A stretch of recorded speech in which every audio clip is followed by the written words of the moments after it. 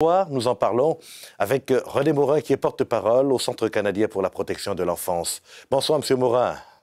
Oui, bonsoir à vous. Très bien, merci. J'espère que c'est pareil pour vous. Alors, on voit que le partage des images continue d'inquiéter. À quel point cela pourrait avoir pris de l'ampleur ces derniers mois, ces dernières années?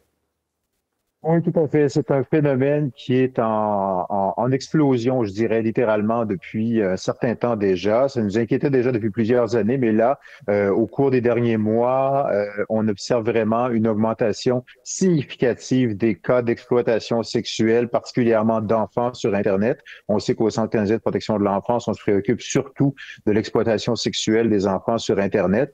Pour vous donner quelques chiffres, ben, je peux vous dire que on a reçu une hausse de 815% des signalements de l'heure d'enfants sur Internet au cours des 5 dernières années et que les signalements de sextorsion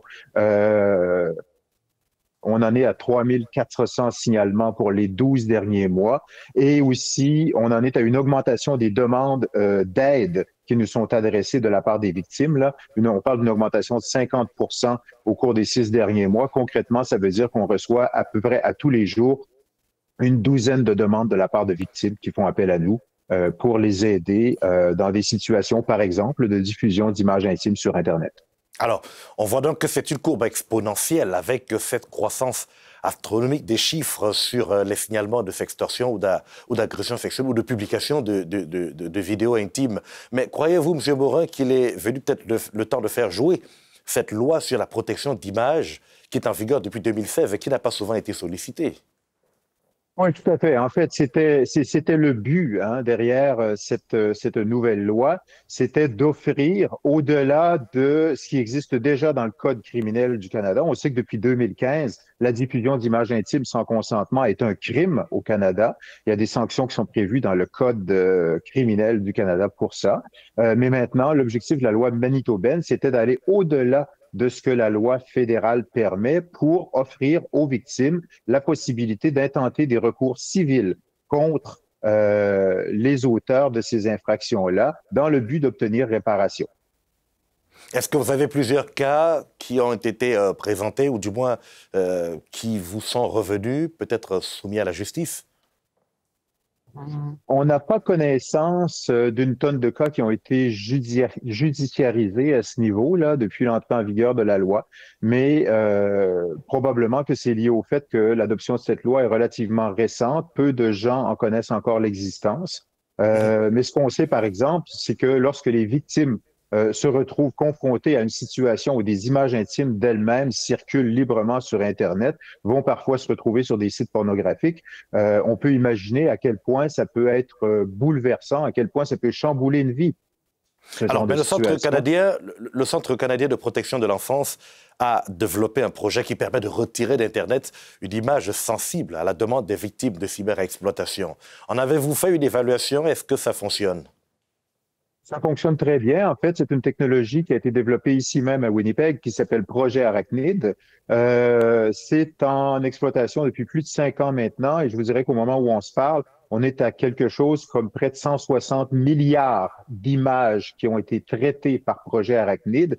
Et essentiellement, ce qui se passe, c'est que Projet Arachnid est un robot d'exploration. Il va sur Internet à la recherche d'images qui correspondent à certaines signatures qu'on a dans nos bases de données, qu'on a en partage avec les services de police. Et lorsqu'on trouve des correspondances sur Internet, lorsqu'on retrouve ces images-là, on envoie automatiquement des demandes de suppression à ceux qui les hébergent. Et on en est aujourd'hui là à quelque chose comme 32 millions de demandes de suppression qui ont été adressées à plus d'une centaine d'hébergeurs un peu partout dans le monde. C'est Et une on va en avoir technologie davantage. inévitablement. Et c'est une technologie qu'on met maintenant au service d'organisations partenaires ailleurs dans le monde. Donc, on en est maintenant aujourd'hui à 13 organisations dans une douzaine de pays qui collaborent avec nous à l'analyse de ces images-là dans le but justement d'augmenter le nombre de demandes de suppression qui sont envoyées là, à l'échelle du monde entier. Alors, certains chercheurs pensent que le partage d'images intimes fait partie de la sexualité des jeunes d'aujourd'hui et qu'il faut les éduquer au consentement plutôt que d'essayer de leur demander de s'abstenir de publier des images. Qu'en pensez-vous? Écoutez, je pense que c'est une réalité contemporaine. Là, on peut pas le nier. De nos jours, les jeunes sont à peu près tous munis de téléphones intelligents, connectés sur Internet 24 heures sur 24, capables de prendre des photos, des vidéos en direct et tout et tout. Donc, l'échange d'images intimes entre partenaires intimes, on le sait, c'est une réalité. On peut pas le nier. Mais je pense que lorsqu'on se livre à ces pratiques-là, il faut être conscient des risques auxquels on s'expose. À partir du moment où vous envoyez une image intime de vous-même dans les nuages, dans l'espace numérique, ça équivaut carrément à renoncer au contrôle sur la diffusion de cette image-là. Vous n'avez jamais aucune assurance des endroits où ces images-là pourraient se retrouver et des conséquences que ça pourrait avoir pour vous. Et nous, on le sait au Centre canadien de protection de l'enfance parce que on traite tous les jours avec des victimes de diffusion d'images intimes, on traite tous les jours avec des victimes de sextorsion. On sait à quel point Ça peut être dangereux.